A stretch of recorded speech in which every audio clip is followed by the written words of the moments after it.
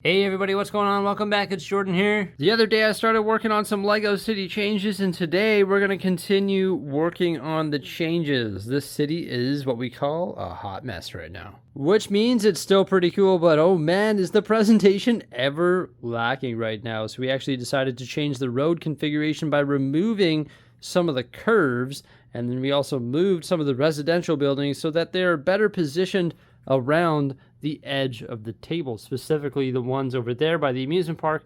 And we also moved that 2.5 base plate long modular building, which is a rebrickable model known as the Dinos Exhibition. That used to be over here, and now we have a bunch of open space. So the first thing we're going to be working on today is actually upgrading the Octan gas station, which has been floating around the LEGO City incomplete for far too long. That gas station actually used to be positioned right over here in the shipping yard, which has since been transformed into a really nice looking beach. I think I prefer the look of the beach, but I sort of miss the shipping yard just because I have a lot of cool boats that are sort of in storage right now. But either way, we need another gas station because the LEGO City has a lot of vehicles and they only have one option right now. They can only gas up at the corner garage, which is a modular building right there, and I think we need to give that corner garage some competition. This version of it actually originated as a Lego set, and then I decided to modularize it myself using a bunch of additional pieces. It's just a straight building, and then it's got the gas bar, which is attached to the roof there, where you can fill up your tank. The little Octan sign. Little EV charging station on the side. This sign on the roof, which can be removed. And then you can peel the roof off if all goes well. To reveal some of the interior details. Little service counter there with all sorts of goodies mounted to it. And there's also a refrigerator in the corner. And then some stuff in the front windows. Some pretty basic details in there, to be honest with you. This was probably one of my original mocks, though. It's been floating around for a long time. It was even in the old LEGO City layout in the old house. And it's just been moved around. Yeah, and I think it needs improvements. So we're going to be doing that today. I want to make it a corner build. I think a triangular shaped corner build would be pretty neat. And then if it sits in the corner in the LEGO City, vehicles can actually drive through the gas bar. And I think that would be really nice. Maybe it should have like a bigger plate, but I don't think I want to make it any larger than 32 by 32 studs. But either way, today we're going to be rebuilding the Octan gas station. So the gas station is complete and it's looking pretty good. Before I show you that, I just want to give my right-hand man, Simon, a huge shout out. After initially discussing concepts and ideas, like we want it to be a corner building, it should be on a road plate, maybe out front of it, it should have propane tanks and like a wood cache, like people where they can buy firewood, and have like all the interior details, like a cash counter and racks and a refrigerator and all that. He sort of just took control and built it. And the reason for that is because I was super busy with other stuff in the city, at the LEGO store, dealing with plumbing issues at my rental property, just sort of running around like a chicken with my head cut off over the last couple days. And when I came home, boom, he had it built. So I was like, holy cow, that is amazing. Thank you so much. Normally, we work side by side, and we're both sort of building things together. But this time, he sort of took the lead on it. So it's pretty awesome. So yeah, once again, big shout out to Simon. Thank you so much, man. It's exactly what I sort of envisioned for the city, and it looks amazing, so let's take a look. The new and improved Octan gas station definitely has a lot of the same things found in the previous gas station, but it has a new corner design, which has a triangular shape. It uses the same sign, it just is based differently, and there's a little gas canister behind that. Out front here, there is a wood cache where you can buy some firewood. It's a nice little display there. I like the side panels that were built using 2 of those shield tiles. Then we have our gas bar, which is attached to the structure once again. A little bit differently. It's not coming right off the roof. Rather, it's sort of level with the roof, and it's sitting on these slopes. And then you can see some lighting on the underside of it and lighting on either side of it as well. And then right here, there is a little propane tank area. You know, the like tank traders, I'm not sure what they have in the States, but here in Canada it's called tank traders. You essentially have a propane tank and you come trade it for a full one. So that's the concept behind that. It sits on road plates, so this is actually going to be the same height as the road in the Lego City. So vehicles are going to be able to just drive right into it, which is going to be pretty neat. I haven't test placed it, but of course we're going to be placing it in this Lego City update. And here we have the EV charging station, and it is a corner. Him and I sat there for, I think, probably 45 minutes trying to come up with how to work a triangle out of Lego. And let me tell you, it is very, very difficult. You can see what happened here. There's all sorts of modified 1x2 plates and cylinders. There's even some clips involved. And it is just crazy how to get this triangle. Just the Lego math behind it to get it in the back corner of a base plate, and then also to have this sort of perfect right angle triangle is very difficult to make in Lego. Far more difficult than we originally anticipated. The roof is bordered by the white brick and the red tile, and then it's completely tiled off in all black, and then there's that really neat Octan gas station sign. The doors and windows are transparent light blue. On this side there is the pizza sticker. And the gas bar has these curved slopes on it in white, red, and green. Decided to carry over that design on the front of the building as well with some of the white curved slopes. Now the roof is removable, so you can see the interior details. Just note before I remove the roof that there were some part constraints with the tiling in the interior. Here up top you can see we used some of those modified right angle tiles and also the triangle tiles in black to get it perfectly aligned with the front of the roof. But in the interior, you're going to notice some gaps just because we didn't have any of the triangular tiles in light gray. Wanted to tile it off in light gray just because that looks good, but you will notice some gaps there. Eventually, when we order some triangular tiles in light gray, that will be fixed. Right there is a refrigerator,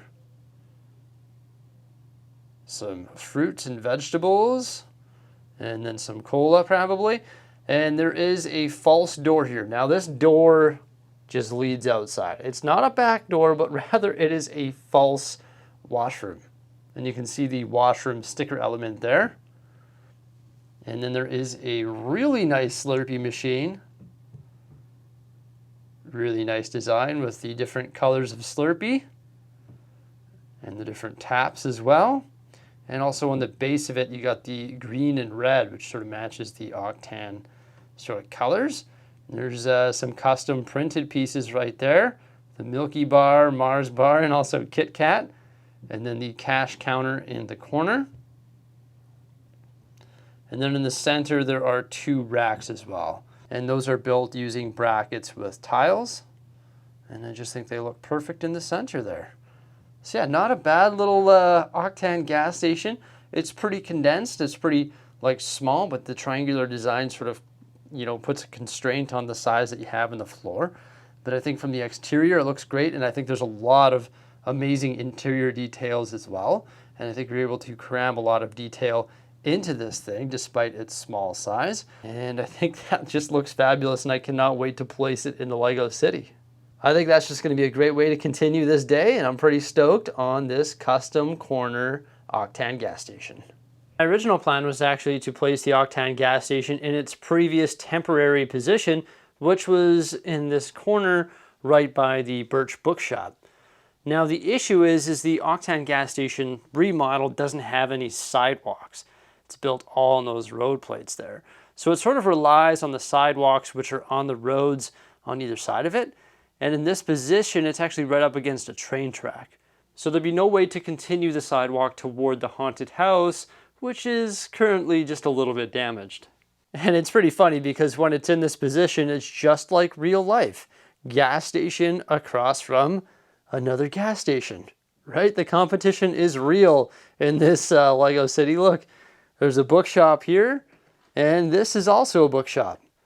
But I need to decide whether or not this is a good position for this building because, like I mentioned, there's just no way of continuing the sidewalk unless I have a standard road plate placed beside it, where of course it has 6 studs of sidewalk. I also started fixing some of the details in this area, such as the minifigures and traffic lights, and I shifted the position of a couple buildings there. I need to work on road plate configuration because I need pull-ins for all the different driveways found in the residential areas. And then whenever I finalize these positions of the buildings, I need to go around and fix the colorful brick from the mills plates as well. Something I regret not doing is actually making all of my mills plates solid on the side. It would take a lot more parts, but then I wouldn't end up switching them all the time. Just because when you switch a building position, now I've got to go through and fix this colorful bricks scenario there. And of course, when I finalize the position of the Octan gas station, we're going to have to make road pull-ins as well. So it sort of modifies some of these sidewalks.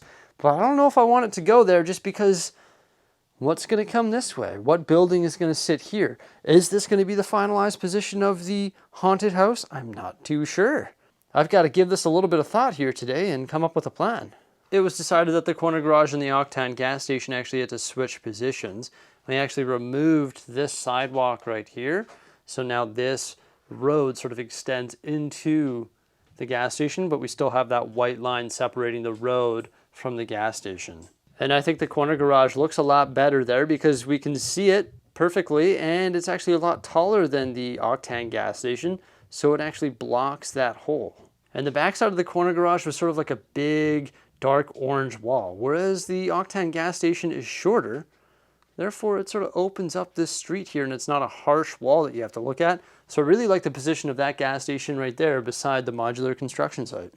On either side of the Dynos exhibition, there's these awkward gaps. This one here is 10 studs by 32, and this one over here is 6 studs by 32. It's already filled in with a green-topped mills plate, and I already created this one here as well. And hiding white tabletop is always a good thing. Look at the Ninja Turtles. Look at the battle scene. Oh my gosh, that does not look very good at all, hey? Still got a lot of work to do here in the new residential area, specifically fixing up the road plates so they accommodate these driveways. And we're going to take care of the McAllister's house next. Well, that makes a little bit more sense. This just aligns nicely with the driveway now. And this one over here aligns nicely with the 4-privet driveway. And there's those curved slopes there. This one's different though because it's actually at road height. Sort of how the McAllister's house is in real life. Then they've got another curved slope segment right here for this driveway. And another one over here for the hillside house as well. So I think this area of the Lego City is starting to come together now. Now there is one change that we were making to the driveway pull-ins. You see how the white line is spaced for the driveway pull-in? Not all of them are like that. Because when I made these changes, I was probably too lazy to make them. And now at this particular moment in time, I don't have enough dark gray plate to switch that line from white to dark gray. Maybe one day I'll get the parts of the courage to pull these out, sort of rip apart the sidewalk, switch up the plate, and redo all of that for all of the pull-ins. But to be honest with you, it doesn't really bother me that much. It's just a little detail that probably should be changed, but it's not the end of the world. This is the pull-in for the pumpkin patch. And I also changed up the pull-in for the farm as well, because this used to be grass. So I changed that so it makes sense as well. And then here, this was like 2 light gray plates and 1 sand plate. So I decided to switch this to all green. Eventually, this will be where the farmer's market is, but definitely looks a lot better when it's all green. And the haunted house was definitely looking a bit grim, so I decided to fix this dead tree that's sort of arching over top of the spooky graveyard. Now this configuration here definitely is not permanent. Yeah, that's not set up correctly. I sort of want to figure out what I'm going to do in this area. We've got 1 base plate open here, 1 here, and then actually 1.5 in front of that haunted house. So there's quite a few base plates still open there, and there's actually 2 half base plates open right here as well. What we could do is put a modular building here and a modular building or a residential house there, and then have some sort of trail, maybe with grass on either side, or like a sidewalk with grass on either side, sort of connecting that sidewalk on Pop Culture Street to the sidewalk over here. I think that's just a nice, added detail to the city. Maybe add some trees and bushes and a nice little scene there. So maybe eventually I'll decide that that's what we should do with that space, and we'll move forward with that plan. There was one other base plate that was open right over here behind the university, and I've had this fountain that's been floating around the Lego City for quite some time. It used to be in front of the old amusement park. Then I moved it into the amusement park, and it's just been floating around and been redesigned with different tile work for quite some time. And now I think this is actually a pretty good spot for it. I just think it makes sense to have it in front of this structure here and behind the university. However, with that said, I think if this is going to be its permanent home, it needs a slight upgrade. These are the dark blue benches that will go around the fountain. They are based on some dark tan elements. Included in that are brackets for armrests. The legs of the bench are the 1x2 circular sort of plates there, the modified plates. There's also a transparent 1x2 because they're going to be positioned on jumpers. There's also a backrest, which is held in spot there by the modified 1x2 plates, and it just connects the tile like that there. So yeah, they're actually going to be held in place at an angle on all four corners of the fountain, and the 2x2 jumpers do a good job of holding them like that there. There's also been a modification made to the top of the fountain there. That dish has been flipped upside down. Then there's also been a layer of white tile added to the top of the fountain wall. Now all this fountain needed to finish it off was some minifigures, so there we go. And you know what, after giving this area a little bit more thought, I think it is necessary to finish, even though there's a lot of open space over here still. I think it'll look great if there's a connecting pathway connecting the two sidewalks. And maybe eventually these two buildings here, this one, which I'm considering parting out anyway, this is actually a rebrickable model of the pet shop. It's a bookstore, so maybe that one can go eventually. And then this is my old Sanctum Sanctorum mock, which I've been meaning to like redo anyway. So maybe eventually this will be two corner buildings, and then the sidewalk here would actually connect with like the pathway that leads through here. But I'm not too sure what's going to happen to these two buildings. I'm still trying to decide. But either way, I think this area still needs to be finished off, so check it out. This plate is built using the same techniques that we used to create our creek plates here in the Lego City. The dark bluish gray trail in the center, which is topped with the quarter round circular tiles, hundreds of them, is actually two plates off the ground. So it's built using 2x2 plates, and then it's topped with the 4x6 dark gray plates, and then of course those tiles there. And then the green on either side is your standard Mills plate height, which is one brick and one plate, and it's blent in there using some cheese slopes and also some curved slopes. Then you have some of the flowered bushes on either side, along with some leaves and bamboo. And the trail actually splits in the middle and goes around this really nice curved planter, which has one of the olive style trees. So it's pretty nice and does a great job of connecting the two sidewalks and also connecting the modular buildings in this area of the Lego City. I've been saying that I want to add more green spaces to the city, and it's going to be like a variety of things like this, or some of the other green spaces that you can see behind the Octan gas station there, past the construction site, and toward the bonsai tree where we have a little park with a pond as well. So I want to add more green spaces, and it's nice to get a good variety of these green spaces all throughout the Lego City. I feel like we've gotten so much done in the Lego City today, and there's one other major project that I want to complete, and that of course is hanging planes. Not too long ago I pulled a whole bunch of stuff from the shelves, specifically the shelves around the ceiling, bulkhead shelves. Included in that was a bunch of planes that I want to hang around the Lego City. And in order to hang those planes, I actually had to remove all of these sets from those shelves, because I'm actually going to be hanging them from the brackets that hold those shelves like in place. So I actually used to have a whole bunch of planes hung in my Lego room, and they were hovering above the Lego City, and that was in the old Lego room. And I did that using fishing line. So I plan on doing that again here today in the Lego room. I'm still going to use fishing line, but I'm not going to use the metal hooks that I screwed into the roof of the old ceiling. Instead, these planes are actually suspended from the bulkhead shelves. There's these tubes that go through the shelves, and you can just put the fishing line suspended off the tubes. So the first one I decided to hang actually is not a plane, rather it is a Hercules helicopter found in the Black Widow movie. And look at that. It's slightly turning and angled downward, and I think it just looks perfect in that position right there. Because it's positioned right by Pop Culture Street, actually technically it's just over the bowling alley, and I think it's in the perfect action pose. Next up, we've got a classic shield plane with Captain America flying it. This one actually is still moving a little bit. Once again, it's at a really neat action pose, and it's right by Pop Culture Street. Now, I did get a chance to hang the goat boat, which is over there, and you might have saw Taserface still on top of the bowling alley right over there.